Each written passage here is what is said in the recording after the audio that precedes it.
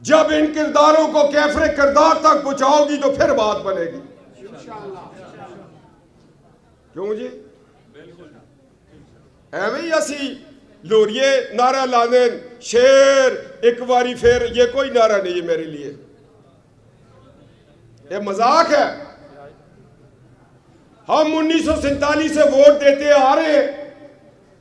हमारे खानदानों ने 1857 की जंग आजादी लड़ी, रेशमी रुमाल लड़ी, तहरीक खिलाफत लड़ी, मुस्लिम मस्जिद में शहीद होने वालों में हमारा खानदान भी था। ठीक है, हम मानसरा से आए थे, मगर बाबा सतार न्याजी के साथ ताया हजूर खड़े थे उस वक्त भी। ये लोग अब मुझे जानते हैं, मगर तारीख मुझे बहुत पुरानी जानती है।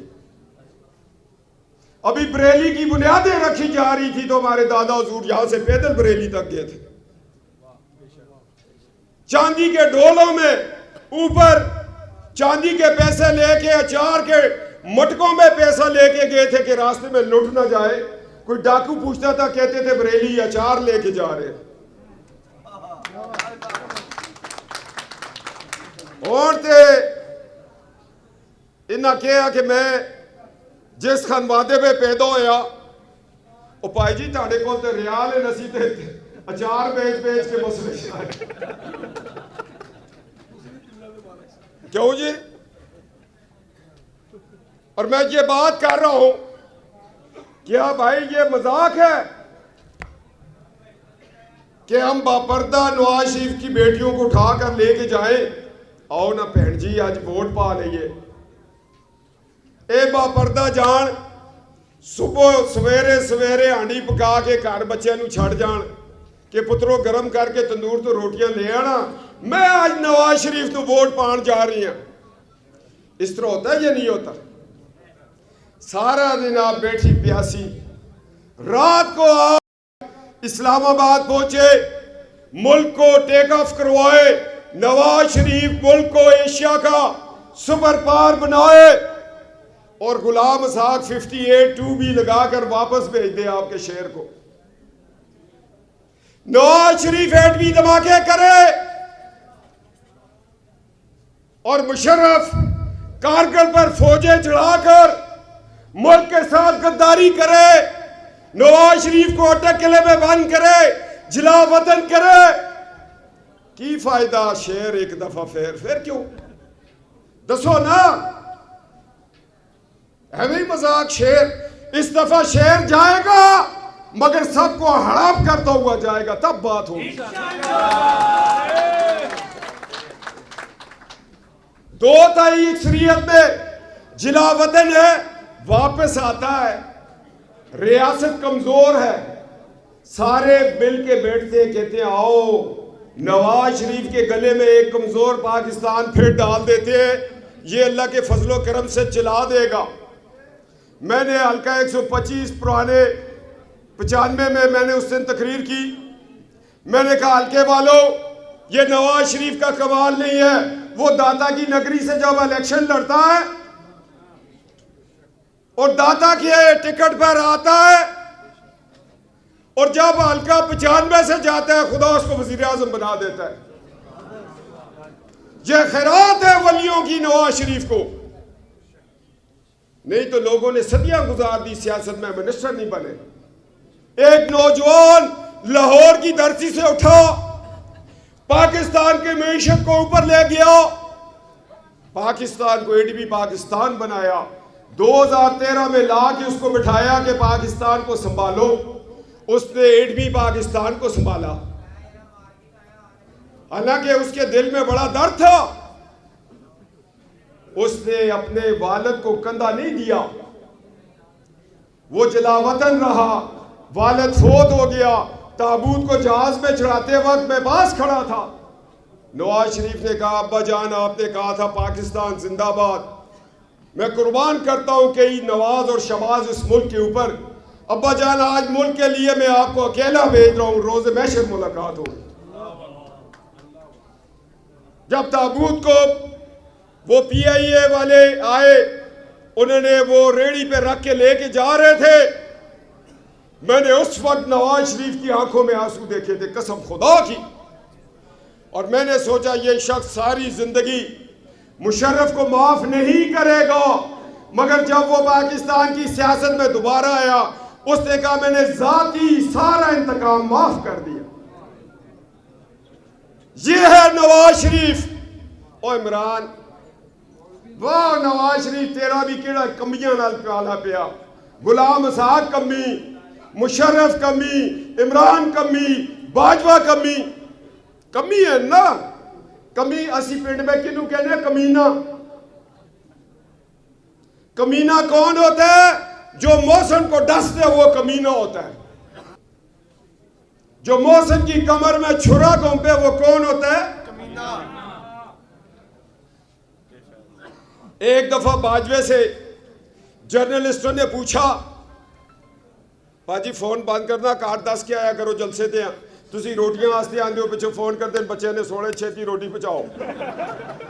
बाजवे को जर्नलिस्टों ने कहा, बाजवा साहब सुना है कैप्टन सफदर आपका शागिर्द है? कहते हैं हाँ, कोयटा में 8 महीने मैंने उसको पढ़ाया। कहते हैं अगर वो सर्विस ना छोड़ता तो क्या होता? वो क्या होना था उसने? कहीं मेजर रिटायर होता, ज्यादा से ज्यादा कर्नल हो जाता। मुझे जर्नलिस्टों ने कहा वो ये बात कह रहा था। मैं कहा जिद्दे उस्ताद नलायक हो तो शागिर्द नलायक ही निकल दे। मैंने कहा बाजवा साहब अगर मेरा ससुर मेरे लिए एड़ियां रगड़ता तो मैं भी चीफ ऑफ आर्मी स्टाफ बन जाता। क्यों जी? कसम खुदा की एक दिन नवाज शरीफ को नहीं कहा मुझे ये चाहिए, मुझे ये चाहिए।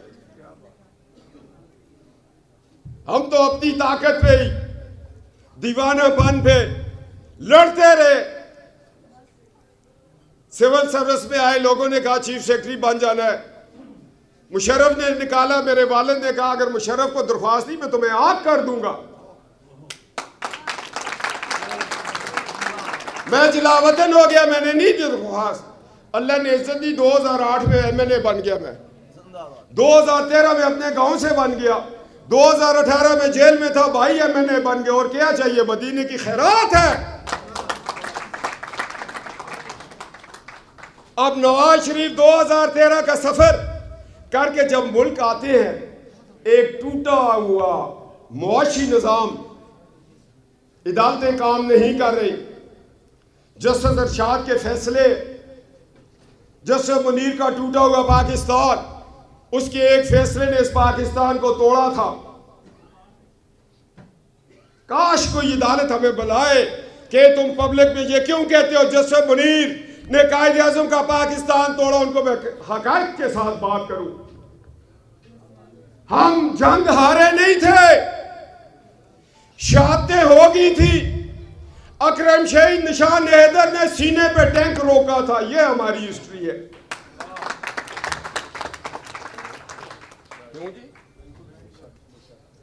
हम जंग उस दिन हार गए थे जब पहला स्पीकर मौलवी तमीजुद्दीन सिंध हाई कोर्ट से केस जीता कि अयूब खान का मार्शल गलत है, और अयूब खान ने अपनी मर्जी का चीफ जस्टिस लगाया। आगे से हटो भाई। चीफ जस्टिस लगाया, जस्टिस मुनीर को चौथे नंबर से उठाया। ये वकील साहब बैठे, यही हुआ था या नहीं? और उसने एक फैसला दिया और सालमियत पाकिस्तान, नजरिया पाकिस्तान, जमहूरियत और आइन के खिलाफ एक फैसला दिया कि नजरिया जरूरत ये कहता है कि मार्शल लॉ ठीक है, और मार्शल लॉ लग गया। मार्शल लॉ एंडोर्स कर दिया हमारी अदालत उज़्मा ने। हम इनको कहते हैं माय लॉर्डशिप। आए खाए कुफर शरक है माय लॉर्डशिप के ना। वाबियों ये बताया करो, किसी बंदे को लॉर्डशिप कहना इससे बड़ा शिरक और क्या है? क्यों जी?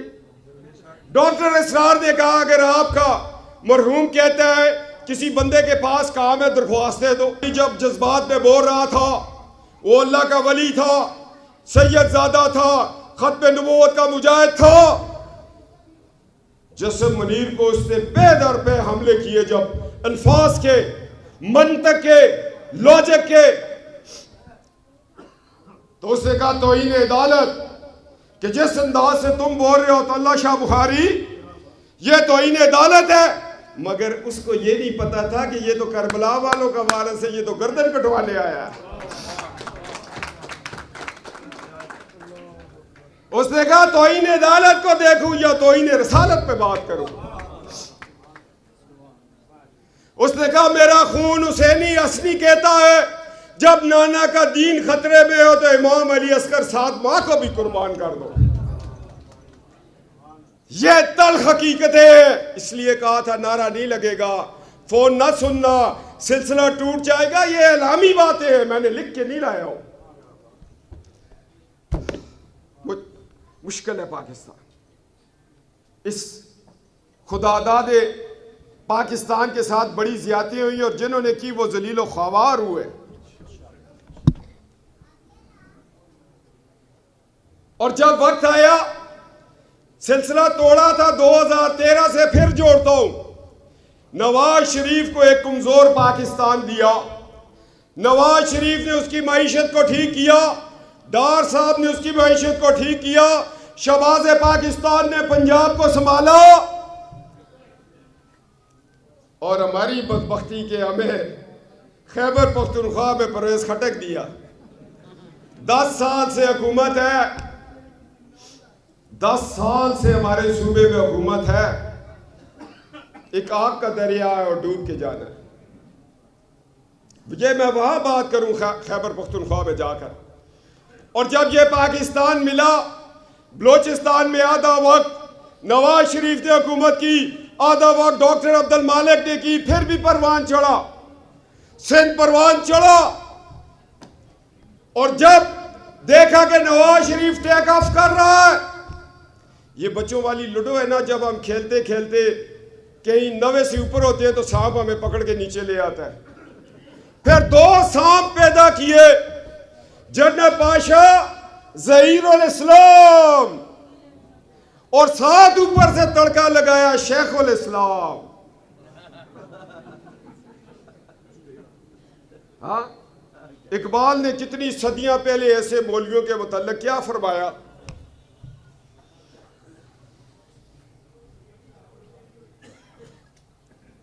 और ये निकले इस्लामाबाद की सड़कों पर, क्या नारा लेके निकले, ज़हीरुल इस्लाम, जनरल ज़हीरुल इस्लाम DGISI था उस वक्त। उसने इमरान के साथ साजिश की, तारुल कादरी के साथ साजिश की। क्या कहा, रियासत नहीं, सियासत नहीं, रियासत बचाओ। और नवाज शरीफ का टेक ऑफ करता हुआ पाकिस्तान रुक गया, धरना हुआ। चाइना का सदर आना था, 70 अरब डॉलर का, बिलियन डॉलर्स का मुआहिदा होना था, वो रुक गया। इनकी ये झूठी अनाए। आज कोई नहीं पूछता ज़हीरुल इस्लाम से कि क्यों धचका दिया था तुमने 2013 की हुकूमत को। हम बात करते हैं तो 224 से लग जाता है। लगने दो, किसी पे तो लगेगा तब पाकिस्तान आगे बढ़ेगा। कोई तो पत्थर लेके करबला पहुंचेगा और क़यामत तक इस्लाम फले फूलेगा। और बच्चों बच्चों बच्चों बच्चों बैठियो, बांध फोन बांध।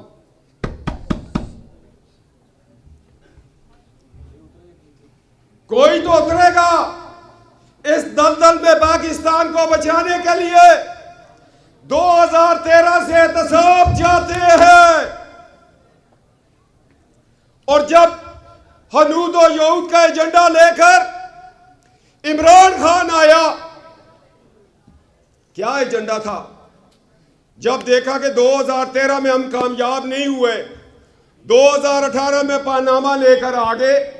अगर नवाज शरीफ को इक़्तिदार की लालच होती, वो जनरल रईस शरीफ को एक्सटेंशन देता, आज भी वजीर आजम होता।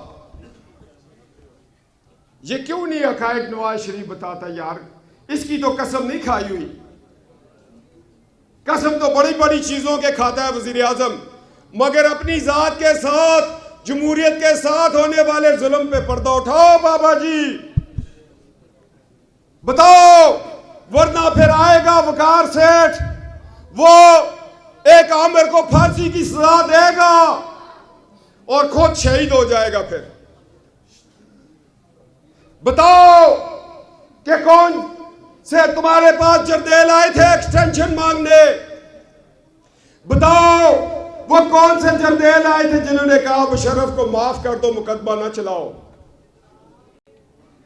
पनामा हम संभाल लेंगे। उसने कहा मेरा रब संभाल लेगा। आज आपके सामने खड़े हैं ना, पनामा में नवाज शरीफ अंदर, उसकी बेटी अंदर, हम तो अंदर ही होने के लिए आए हैं दुनिया में, हमें अपनी परवाह नहीं है।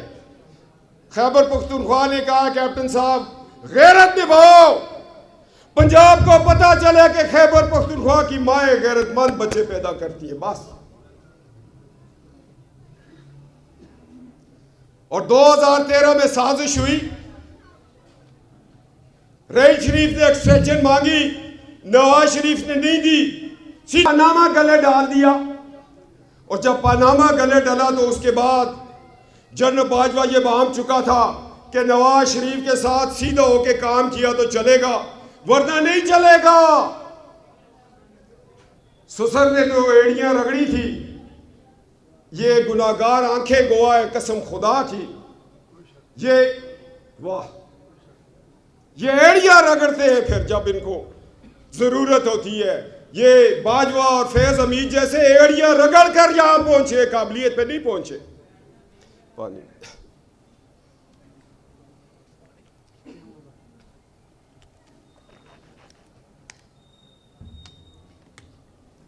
और साजिश हुई मुल्क के साथ, और उसने फिर एक पानामा खड़ा किया।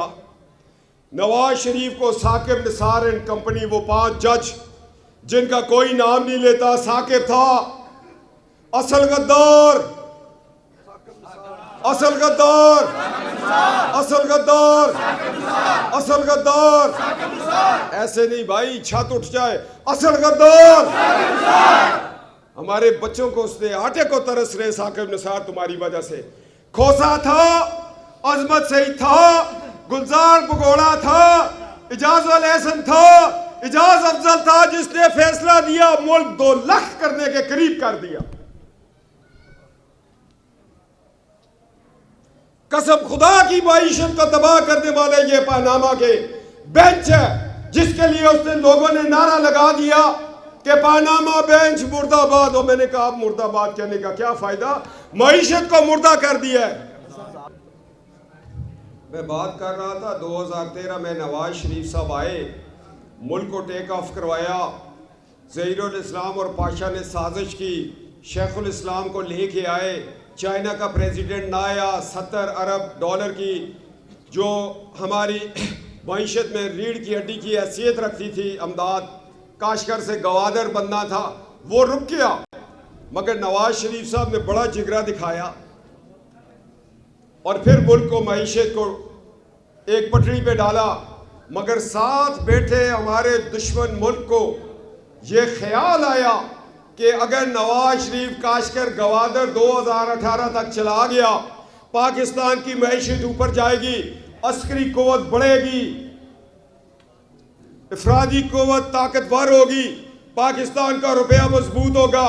एक साजिश हुई, तल अबीब में बैठकर एक प्रोग्राम बना और इमरान को फिर हारे हुए इलेक्शन पे जिताया गया।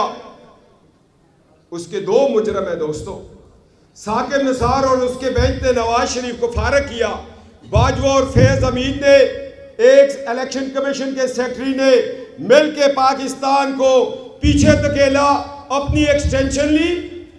और फैज हमीद ये चाहता था कि नवाज शरीफ फारग हो जेल में और मैं चीफ बन जाऊं। मगर अल्लाह को क्या मंजूर था। जब मेरे ऊपर सवाल हुआ कि जी ये एक्सटेंशन आ रही है, मैं उस वक्त लाहौर बार में खड़ा था, मैंने कहा एक्सटेंशन का कहीं आइन और कानून में उसकी प्रोविजन नहीं है। अगर कोई एक्सटेंशन की भीख मांगेगा तो हमारी पार्लियामेंट पे जाएगा, कहेगा मोहतरम पार्लियामेंट, मुअज़्ज़ज़ अरकान असेंबली, हम भीख मांगते हैं, हमें 3 साल दे दो। अगर पार्लियामेंट ने थूक दिया तो समझो कि हो जाएगी, ना थूका तो नहीं होगी। मेरे ऊपर बगावत का केस बन गया। और जस्टिस खोसा ने भी वही बात की। उसने कहा जब तक पार्लियामेंट से आप उस वक्त तक एक्सटेंशन नहीं है, फिर मांगी या नहीं मांगी? तुम्हारे वोट की ताकत से बाजवा ने एक्सटेंशन मांगी या ना मांगी? ये है वोट की ताकत, जिसको नवाज शरीफ कहते हैं वोट को इज्जत दो। और सिलसिला चल पड़ा। एक पानामा में नवाज शरीफ साहब को फंसाया, बल्कि पाकिस्तान को फंसाया। जब नवाज शरीफ साहब लंदन में था, अपनी बेटी के साथ था, हमारी मां बिस्तरे मर्ग पर थी, सजा दे दी 7 साल नवाज शरीफ, 7 साल मरियम नवाज कैद, बहुत मुशक्कत। आम सी कैद नहीं थी दोस्तों। आप 5 मिनट सोचो, मैं आपको कहूं कि आपको सदर पाकिस्तान बनाता हूं, आप 1 हफ्ते के लिए अपनी छोटी बेटी को लेके कोटलाग जेल में बंद हो जाओ, आप जाओगे? और नवाज शरीफ क्यों गया था? जब बिस्तरे मर्ग पर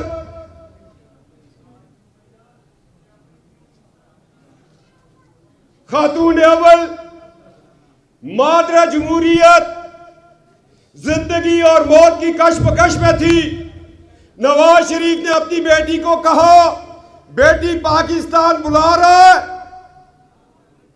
अपनी मां के कदम चूम लो। मैं वसूख से कहता हूं अब इसकी जिंदगी में हमारी मुलाकात नहीं होगी।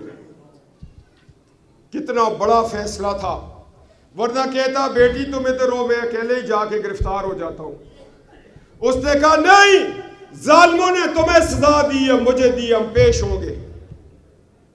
और वो क्या मंजर था, दोनों बाप बेटी जेल में, और बेटी को इत्तला मिलती है तुम्हारी मामा मर चुकी है। मुश्किल घड़ी है दोस्तों। इक़्तिदार के लिए कोई ऐसे नहीं करता, असूलों के लिए करता है, हक के लिए करता है। और किस कर्ब में वो गुजर कर अपनी मां को 3 दिन सोग मनाने आई। ये है पाकिस्तान की मोहब्बत, ये है पाकिस्तान के लिए कुर्बानी। जनरल बाजवा और फैज हमीद, सुन लो, तुम्हारी भी एक दिन जिंदगी खत्म हो जाएगी, और कसम खुदा की तुम्हारी बेटियां तुम्हारा दीदार नहीं कर सकेंगी। ये रब का फैसला है, कानून कुदरत है। जो किसी की बेटी को रुलाता है उसकी बेटियां भी रुल जाती है, ये भी याद रखना। अगर ऐसा ना हो तो फिर कानून कुदरत कहां जाए। और आज जब मरियम नवाज एयरपोर्ट पे आ रही है, उसको नहीं पता कि लोरी किस अंदाज में उसको रिसीव करेंगे, मगर एक वादा लेंगे मशहूद साहब, जिस तरह आज आपने हमारे साथ वादा किया है, ये बताएंगे कि बाबा को कहो उन चेहरों से पर्दा उठाए, एक कमीशन बनाए जिसमें साकिब निसार समेत 5 जज बाजवा फैज हमीद पेश हो।